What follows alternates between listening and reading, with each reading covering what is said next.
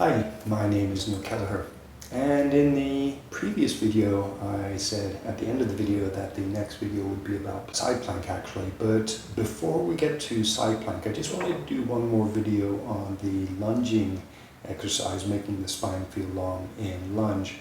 And there was a variation that I meant to teach which I didn't include, and it might be relevant for some versions of plank because there is a balance element. Let's look at the low lunge, lifting the hands while in low lunge and using that as a balance or body weight awareness exercise. So going into a lunge, one leg forward. So the basic exercise was to lengthen the spine, make the spine feel long. So you could think of your pelvis as your foundation or your anchor point, and then from there you lengthen your spine forwards away from your pelvis. You could draw your ribs away from your hip bones, and in turn draw your head away from your rib cage. From there, with your spine long, you can lift the leg. Now the exercise from there can be lifting the hands. And how do you lift the hands? The first thing you do is shift your weight towards your front leg side, and then from there you'll probably find that your leg presses down a lot more. You can lift the hands. So that's the exercise. So lengthen your spine, lift the knee. From there, shift towards your front leg side. So do that slowly. Notice the onset of tension in the leg. So you may feel something in the thigh, maybe a little bit in the buttock. I'm feeling it more in the thigh. Also notice your hand. So your back leg hand, notice that when that feels relaxed enough that you can lift it.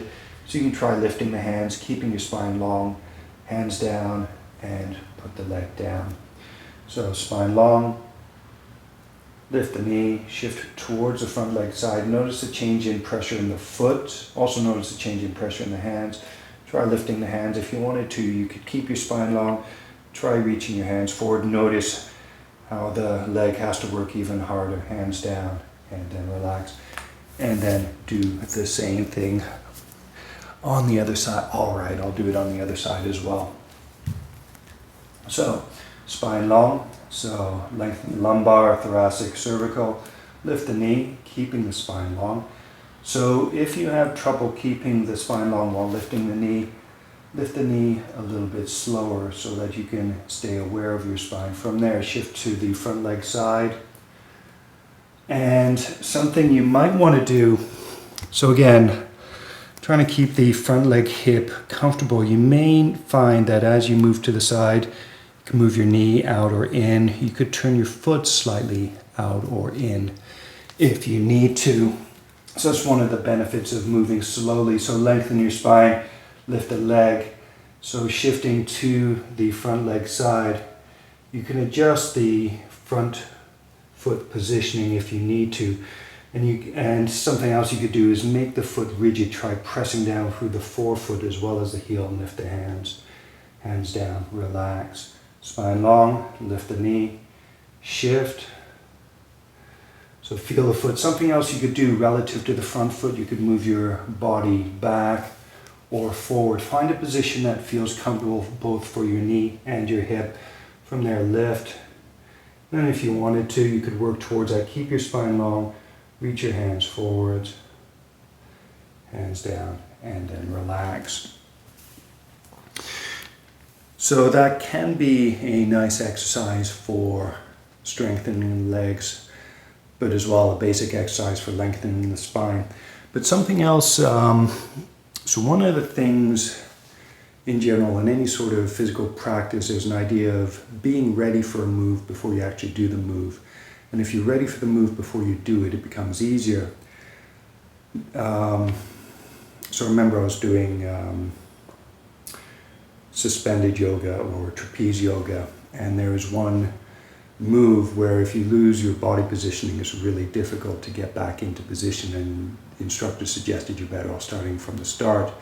Now an alternative is you could use those weakened positions as a way of strengthening your body by training yourself to get stronger in those weaker positions. And so for this, it's not really a weak position, but it might not be something that you're used to doing, lifting your hands say while keeping the torso horizontal. And that was an important point in this exercise. So when you lift the hands, the idea isn't just to lift the rib cage so the hands come off of the floor. It's keeping the torso still, and then so once you've shifted your weight, it's keeping your torso still so that you can lift your hands. And that will be important in one of the side plank exercises that we get onto next. So if nothing else, this can be a strengthening exercise. This can also be a body awareness exercise. Can you lift your hands while keeping your rib cage still?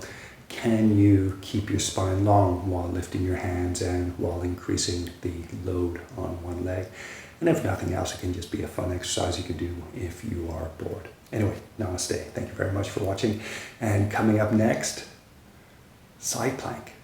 Namaste again.